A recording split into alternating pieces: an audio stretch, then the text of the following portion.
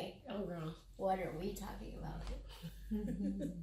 Listen, this is going to be an interesting episode because I don't know. I'm just shaking my head at you. I don't know what she looked up. That's true. I don't know what she put in her brain. That's true. I know what I put in my brain. Right. And I know my experience. We always, right. Well, this is a good one because it's obviously perfect for not raising racist kids, but it's from two different perspectives. Yeah. Well, see, it's doing my thing again where it's trying to focus us. Oh, okay. I can't stand it. It just goes. It just tries to focus. It just tries to make sure that we're focused.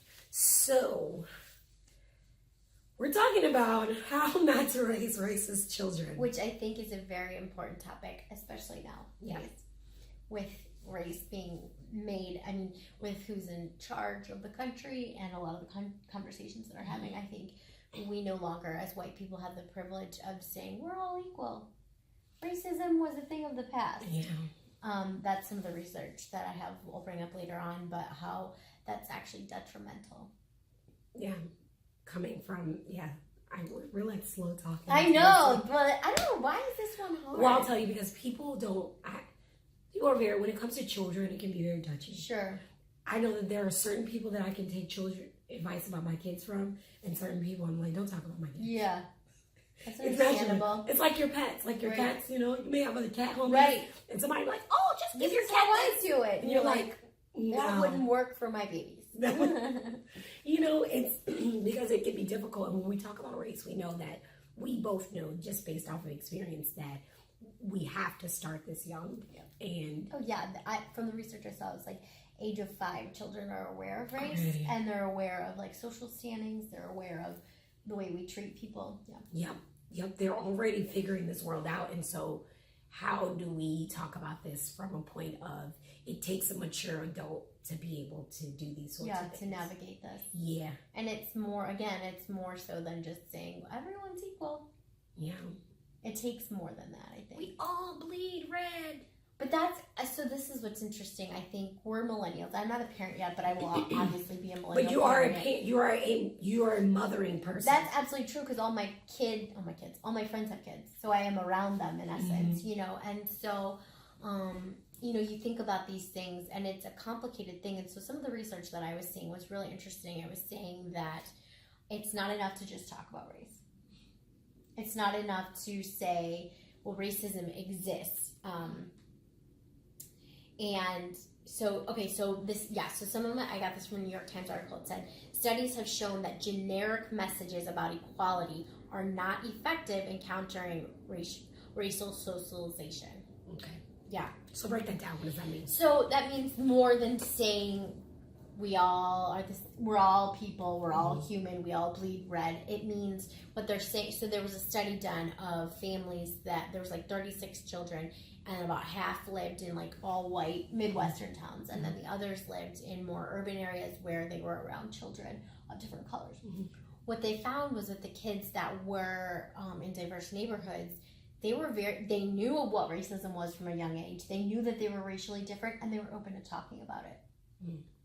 What they found with the children that lived in predominantly white neighborhoods was that they didn't know, obviously because of white privilege, didn't know what racism was. They were more likely to say we're all equal, those same messages. And where those messages are harmful is then they grow up into adults that say, well, racism was a thing of the past. Right. But they truly believe that. But they really believe that's my it. bottom line. Yes.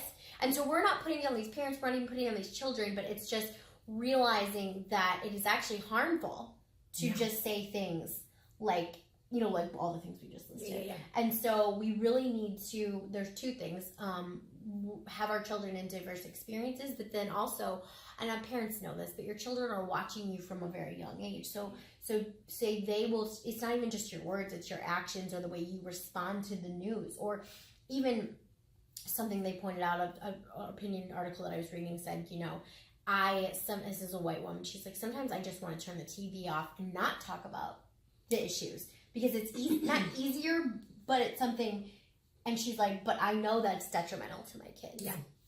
And so to me, where there's two sides of this. One thing I would love to get into is about how we rear our children and how that plays a part into how we are able to have these conversations. But in my world, it revolves around, we do have to do more than conversations, but we have to understand what that means in each community, right? Yes. What the talk means. Like, we know that, like, for me, raising a Black man and a Black young woman, that I know at some point I have to have this conversation with them, because not only is it a matter, because ignorance is not acceptable. Like, they cannot go out into the world being ignorant of the fact that they're Black. Like, they cannot. Right. And that's what they brought up in my studies, is that white families don't have to do that. No. And so we should actually, and I love this, was an action item, was take the lead and observe parents of color, because they're dealing with these issues at a very young age and they know how to have these conversations. Whereas white families don't have to do that. Right. And understanding, coming from the place that we already know that color, race is a construct, right? It's a construct that is also supported by institutional structures, which are all going to go out in the world and deal with. So you can say, well, I don't want to talk about race because it's just something that was made up to divide people in groups and separate those. And yes, it was made up, but it's a part of our, I'm trying to think of something it compares to, but it's not going away. It's not going away. It's just like, God, what is something that's made up? It's just like chivalry. You know what I mean? Knowing that we're going through a Me Too movement, do you not have the conversation about your son, with your son or daughter, about what it means between gratitude and chivalry, and what that, you know what I mean? Yeah. It's something that was made up, that society says it's normal for guys to do these things, but we live in a time where, hold up, you need to think twice before you assert yourself in these situations. Do not have those conversations with your child. That same thing goes for race. Just because it is something that was made up by our society doesn't mean that it's not important. Right. It's not, just because it's made up doesn't mean it's make-believe. Right. Right. And that's what they're saying, that when you don't raise your children, and when you raise your children not acknowledging race, and that we are different, not different, but but there is race. Race exists, and people of color go through the world much different than we do. Then it's detrimental, because what happens is you get that white children say, well, that's not true, or this was a thing of the past, or it doesn't exist anymore. And that's obviously very dangerous. It's dangerous to everyone, and it doesn't help anything. And now that I'm processing this, hopefully parents our age will do better and can do better, because our parents, so if you always look at history, our parents were raised in the 60s, so they're coming out of civil rights, right? So they think that it's better to say we don't see color, because they're trying to acknowledge, well, we're all equal. They're putting a Band-Aid on a gaping wound. Yes. And so they're doing the best that they can. Absolutely. And so what we're saying is, like, obviously the way that we've been raising our kids and society hasn't helped. Like, there's still a lot of issues. There's still a lot of inequality. Right. And that happens because I think in part white people have this privilege of not having to understand what America looks like for the other side. Right. And two, and another, with that because we know this stuff is not biological, that means it's learned. Can we say, like this, because we know it's not like your daughter getting her period, or your son having his first wet dream. It's not something, it's the truth. It's not biological, meaning it's learned one way or another. And we have the opportunity to choose how that paradigm is shaped, right? We have the opportunity to navigate with our children what is learned and how it is processed, and then how it is acted out in society. Right. So you can either passively let it happen, or you can actively be a part of it. That's funny you said that. So that was one of the action items too. I guess I'm doing my so what now, but is that they were saying that you have to teach white children that they not have to be an ally. I hate that word. It's touchy, but they have to actively take part and be anti-racist. It's not just acknowledging yes, racism exists. It's actually teaching children to speak up, teaching children to be advocates, and teaching children from a very young age. It's an issue of morality. Absolutely. Does that make sense? It's more so like, if you are a person of character, you will stand up when you hear injustice, or when you hear that racist joke. Because I will speak for white communities that I think what we learned is to keep the peace, right? So if I heard my racist uncle, they'd use that, or grandpa, well, just, he came from a different time. Don't say anything. It's disrespectful. And the new things hopefully the new way we can do this is say no. Like, teach children in a respectful way to challenge. We have a visitor. Hello. It's Mama Mia. You wanted to join our conversation today. Hi, Mom. Yeah, and and she will take over this one. Yep. So it's like for and on the, I don't want to say it on the flip side because Sure. I say that all the time. But if we're talking to, there's two sides to this. As an African American parent, there's a way that I do things, and as a European American parent, I'm sure that's the way that folks do things. I was reading this. It was somebody's dissertation or something about a lady named Diane. I know I'm gonna butcher her name. It's Baumrind. A theory on parenting styles, because I think the way we parent also has a lot to do with how we're able to have hard conversations. Yeah. And so what she says is she found that authoritative parenting is a more optimal parenting style. Really? And then she talked about the disparity between, or the differences between races, between white and black at the point, European American and African American families, and how they parent, the way they actually parent. Yeah. And she based it off of autonomy, strictness and supervision, acceptance and involvement, versus warmth and control. It's like who uses more warmth and who uses more control when we're actually rearing our parents. Because regardless as to whether or not you're having, when you decide hopefully to have these conversations about race with your children, your parenting style on actually executing that is going to come out. Yes, the way you choose to discuss it, the way you choose to do it, the way they act on it. Because I grew up in a very strict household in the sense of you got your butt whooped. Do you know what I mean? Like, things got taken away. It was very like, it's either this or this. There's nothing in between. Nothing in between. There was never anything in between. I don't know that there was. She said something, I don't know if I took it down, but she was talking about the expectation of maturity between black mothers and white mothers. Like, there is an expectance of you to be mature. Yeah, from a very young age, you're expected. And I just had to, reading this, had to think about, well, damn.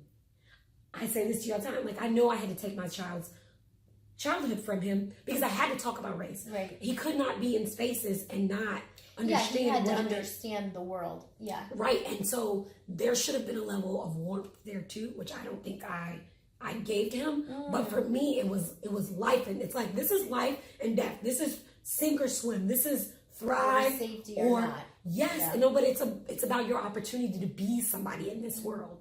And so, yes, we understand. I think if European American mothers, particularly, because dads have their own way of doing things. Sure. Like, I can't come from the perspective of dad because they command this different level of respect overall as people. But if you can come from the place of, we are now living in a climate where certain behaviors are not as socially acceptable, that the court of public opinion can take your child's life and can throw it into the flames if they do something that's perceived as being racist, or if they do something that shows some implicit bias that was never looked at or even addressed by the family unit. Because in my book, it goes, the house that should deal with the issues, then the community should deal with the issues, then the local government, then the state government, then all the way to the top. The federal, you know what I mean? But it all starts in the house. So if the house and the village never got the opportunity to address these things, we're setting our kids up for failure. And that goes by your parenting style. Yeah. Because they now stand to lose just as much as not their lives literally, but maybe, I don't know. But you now stand to lose your livelihood as a European American person if you don't check this shit, if you don't have this, you know what I mean? Because I think it has to come from that place a little bit. I don't know what you think. No, I agree, and that's what I'm saying. We do have the privilege of not having to have the talk with our children. I didn't know what the talk was until I met you, and then I remember taking it to my girlfriends who have sons and talking about what a different experience it is raising children as a white mother and, African American mother. And, and it was, I think it's important for my white friends and white mothers to not have the talk, but talk about look, life is very different for children in America that are of different, that are of a different color. And it's important to just even acknowledge it, because I remember growing up, I think about this. I've asked myself the question, when was I aware of racism or race? Yeah. I can't remember, which shows my privilege. You know what I mean? Like, I knew I saw kids that were of different colors, but I didn't think anything of it one way or another. Right. And I think that is, obviously it's privilege, but it's also a lot of European American experiences. Yeah. You're not aware of anything having to do with race, because whiteness is the predominant culture. Yeah, and I think you have to choose your values. As a parent, you've got to choose your values and see, does racism or implicit bias show up in our values? Absolutely. And identifying, we always say this, like, I have implicit bias. I still do. And teaching your children that by nature of being human, we judge each other, we judge things, and that, what was it? There was a quote talking about, like, pollution, basically, that children, that we're born into a society that, that children, you're surrounded by bias that you don't even know. And so you're going to be programmed that way. But if your children aren't even aware, like, I didn't know what the word implicit, I knew bias, but I didn't know what implicit bias until I was 30 years old. You know what I mean? And that's a disservice, because I think you have to have these honest, candid conversations with your children to say, we live in a very biased society. It is what it is. But can you check your bias? Can you be aware of your bias? Can you see how you're interacting or thinking about communities of color? Yeah. Or being in spaces with people that don't look like you. Yes. Do you have a perfect story? Like, I think I've said this story about the young man, my son's friend, who was like, I didn't understand why. Why he didn't understand why he thought all black people were gangsters. Yes. Yeah. That's what I'm saying. Exactly. Like, I will speak to that, is like rap culture. Like, that is what I thought of black people, because that's what I knew. I didn't know any I had one black kid in my school. That's just the reality of how I grew up. And so, again, not putting myself down, not putting my family down. You can't do better if you don't even know better. And exactly, like, I had perceptions like that growing up. And you have to teach your children that, especially because we're always trying to come from a practical place, right? A lot of my friends will say, or people that I know, like, I live in a predominantly white area. What am I supposed to do? Just go, you know what I mean? Like, you can't just make a token black friend, for this. Let me go get me one. Yeah, because that's a problem, right? A quota versus, I was watching Patriot, and the guy's like, it's weird to say that there's a quota. Yeah, it is weird, and so don't do that. But where we can do better is say, and I love this, I'm a liberal arts major, so I am a proponent of critical thinking. Yeah. And so teaching your children to, when they're partaking in media or partaking in movies, say, critically think, like, is that a representation? That is not a representation of all African Americans or all Asians or all, you know what I mean? Like, this is why is the media portraying people of color like this? And on the flip side of that, also, and I think media is getting better of giving your children a diverse, like Black Panther. You know what I mean? That's just one example. But allowing your children to see, because that was something that I wrote down too, is that when white children don't see and aren't around adults of color that are their doctors, their dentists, their lawyers, or teachers, they only get the perception that is given to them in the media. And if it's not positive, then so you just speaking of that, like, it had me thinking about that this goes beyond our homes; it goes into our classrooms. Yeah, I was reading something that said that something like 70% of children in school are of color, in public schools. Are of color. And 80% of teachers in public schools are white. Are you really? I have no idea. It was this whole study that they did, but just, we know that the world has been shaped for us, right? But like you were saying, like Doc McStuffins, even having conversations around how people are different. Yeah. You don't have to have Asian people Indian people. Unless you live in New York City, it's not even here. Like if I was to it's a raise commodity. Kids, it is, and it's a great privilege if you live in a big urban area. Right. But even if I was to raise kids here, their experience would be white and black, like primarily. Because even here, I would love to have a more diverse situation, but I don't. You know, and so we're not advocating that you go into each other's hoods all the time or seek out complete relationships. It's just more of having that conversation and introducing your children and saying that there's a diversity to each culture. Does that make sense? And you can explore the world through you can explore the world through literature. Yeah, exactly. So I will say that there was this for my son and daughter. There's a book that I read to both of them. One is called the 10 Chinese Brothers, which I love because it talks about these Chinese, and then we have to have a conversation about Asian culture.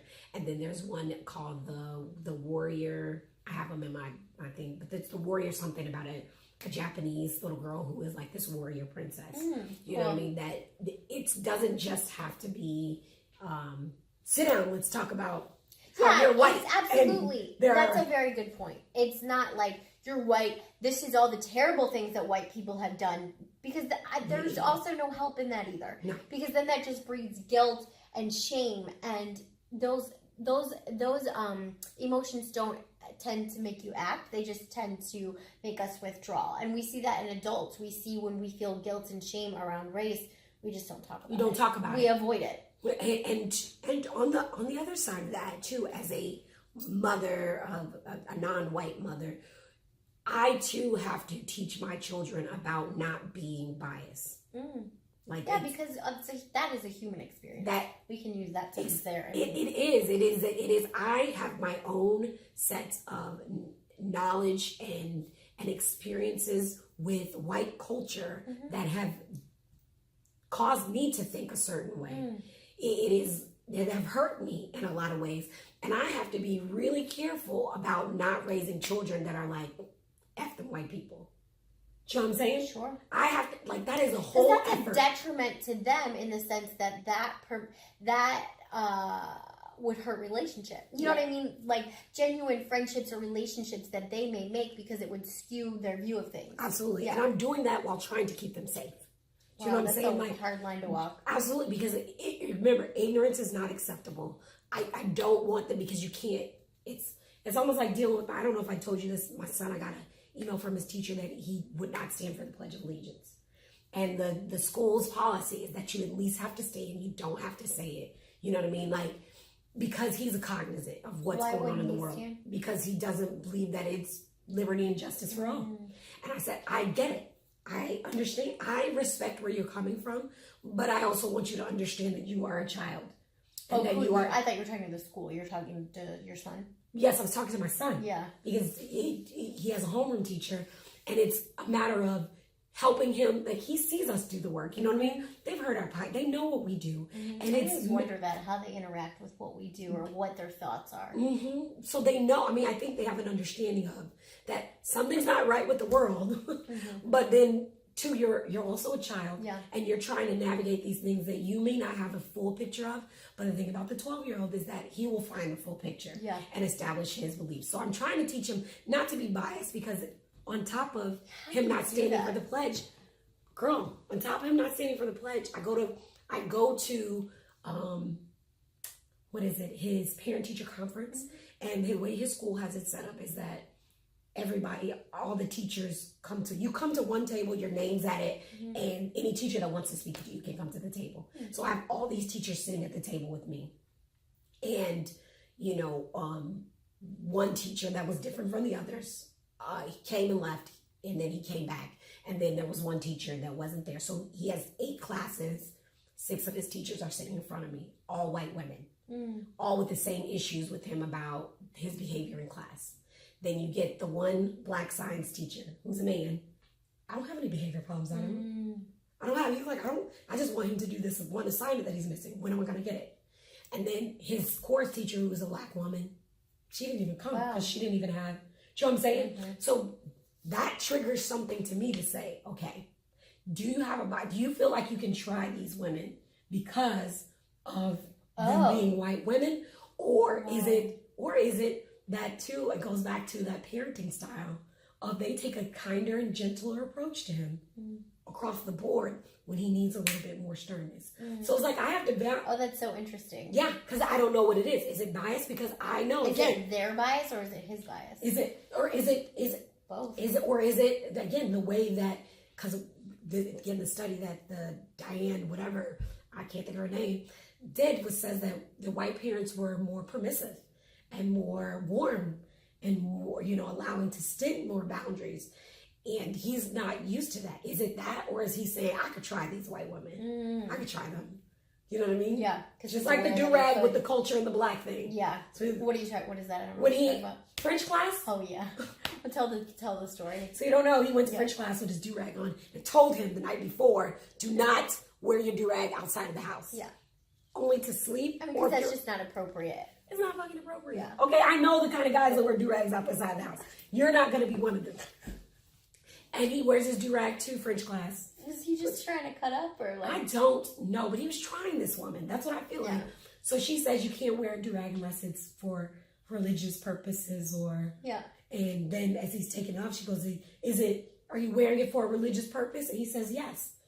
And she's like, what's your religion? He says, black.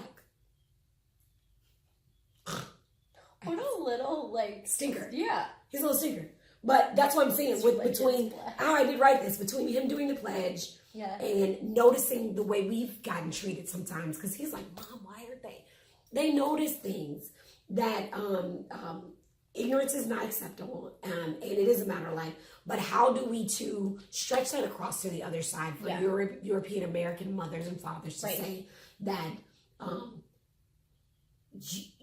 what you do can cause trauma too? Yeah, absolutely. That's what I'm saying, like from the European American white side of things, is that everyday behaviors matter. Yes. That's what you're saying, and that from both sides of like, don't estimate, like I have written down, when do you lock your door? What conversations you have at the dinner table? What books and magazines you have around the house? And how do you react to news headlines? Oh, shit, yeah. Yeah. Who do we invite to our summer cookouts? Who are we friends with? Mm-hmm. And what do we say? How do we react? I love that one. How do we react to the news? Yeah. And look, I'm always a proponent too of like, no one's perfect. No one's saying that you have to, white parents too, you have to perfectly respond to every news thing, and there's this perfect conversation that you're going to have, and there's a list of things that you have to do to not raise a racist child. Yes. Like, you're not going to be perfect, and you will, from your parent, tell me, you're going to mess it up, right? I mess up all the time. Or no, you're going to be perfect, and every conversation's going to go well. All the time. Right. So to white parents, like, I'm not trying to be extra hard and say, like, because from what it sounds like, too, as I could see white parents listening to this, like, geez, I'm just trying to keep them fed and alive. You know what I mean? Same here. Exactly. And so, like, now I'm not allowed to say that all people are equal. That's not what we're saying. We're just saying take a more critical look at things and realize that everyday actions do matter. And if you make mistakes, parents with intent. You'll be fine. Yeah. And if you're lazy like me, I have values. You think you're lazy? My husband says a true lazy person will come up with ways to deal with their laziness. Oh, so they don't have to keep doing it. So they don't have to keep it. So for him, he hangs up all his clothes because he doesn't like to iron. Super lazy. Right? For me, there are things around my house that are representations of all types of cultures. So I have quotes on the wall to teach certain values. There are statues of all kinds of people and religions in the house that to show my values of people and people around the world. Like, it's so that, guess what? I don't even have to have some conversations because they're looking at this stuff. I'm trying not to cuss because Bubba listens. Yeah, Bubba listens. Thank you. Bubba, I'm trying. Thank you. That's her grandma. I love that. That's my grandma. And then they aren't proponents of, they're not fans of swearing. So I'm going to cut it out. We're trying to make all listeners stick with us. Still got to put explicit on the episode. Yes, we do. But there are things around the house that show a variety of different types of people and a variety of different types of values. That's so that I don't, because There's like this little white ballerina in my kitchen. Oh, really? Do you know what I'm saying? Like, or on the wall. It's, you've seen it, that failure is a mother of success, because I want to teach my kids that failure. But it's there all the time, and they see this stuff. You'd be surprised. I want you to close your eyes right now and think about your mom's house growing up. Man, what was on the walls? All scriptures, Bible verses, and white Jesus. So, but that's what they valued. Yeah. Yeah. It was all, you were inundated in it. In my mom's house, I see statues of little jazz figurines, tons of plants, lots of leopard print stuff.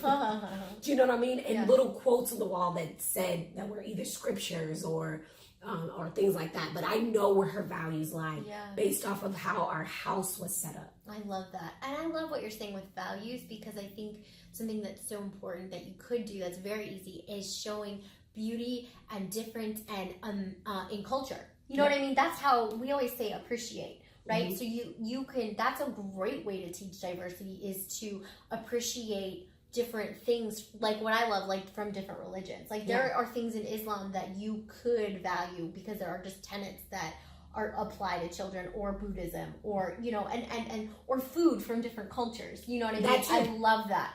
Music, from I love Indian cuisine. So teach your kids that. That's a great way to introduce them to culture without, if you can't necessarily introduce them to a person from a different culture. I'm gonna tell you this: turn on some Bollywood music. I love Bollywood. turn on some Bollywood music. My kids love it. Me too. And I'm like, look, we're gonna appreciate that this is some really cool things. And where is it rooted in? Yeah, what does the mean? If you do yoga, mama, if you do yoga, you can teach.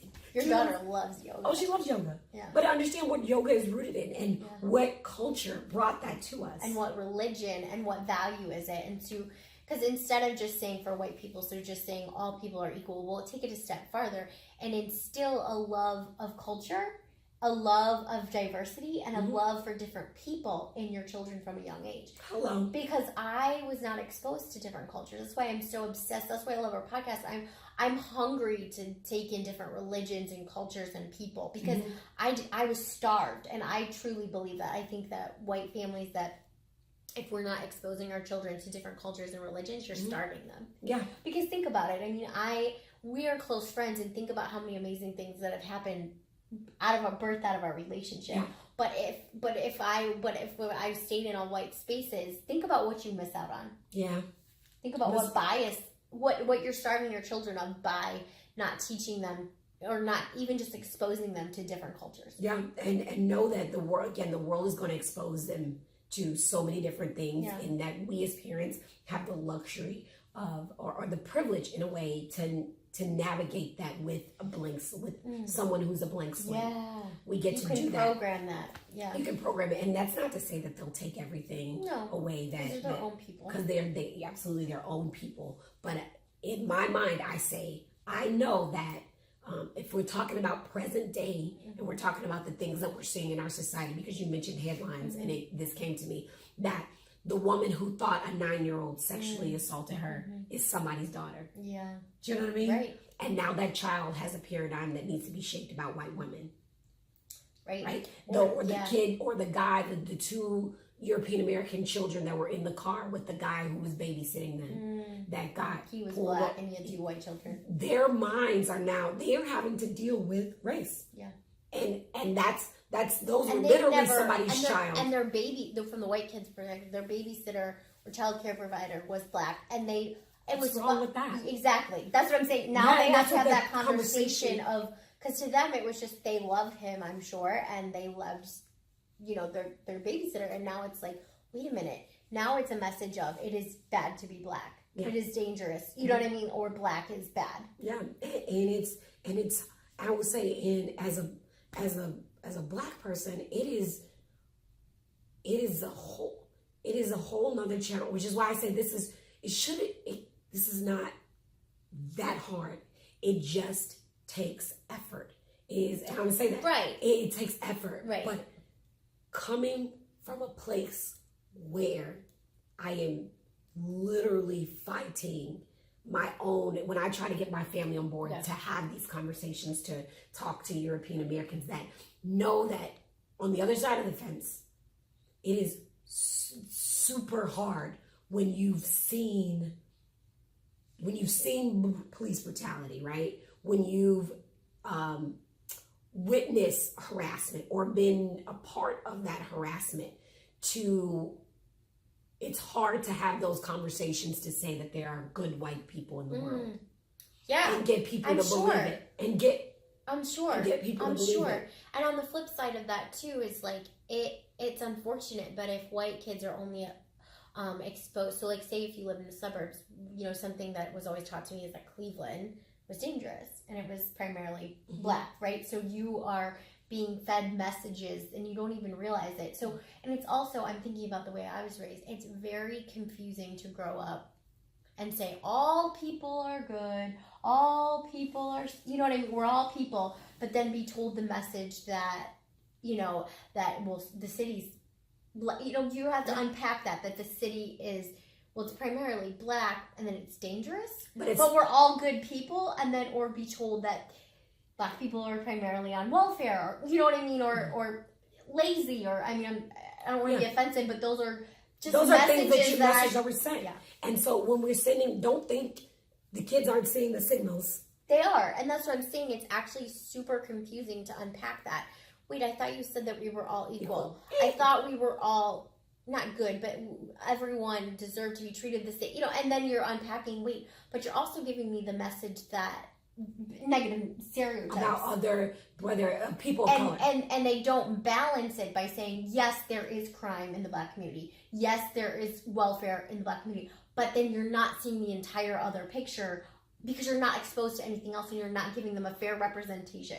And also saying, yes, there is crime in the white community. Absolutely. Yes, there is welfare. Absolutely. Help me understand that if you are a person in education and government, you know that we are so much alike as a people. Oh my God, absolutely. And and we see that once we become friends. Yeah. We're all jacked up and we deal with so many similar issues. Exactly. We think that we love diversity and individuality, but when it all comes down to it, we are all programmed to think almost one or two, a couple different ways, right? Not a vast. Right. This is why we're still having these conversations, because we're trying to deprogram the whole idea that there's only certain ways that we can act or certain ways that we can do, deal, and be as a people. Right, and move throughout the world. And move throughout the world. You're absolutely right. And so, where's that? Where I was like, lost my train of thought. I lost my train of thought, but we covered a lot. Yeah, because we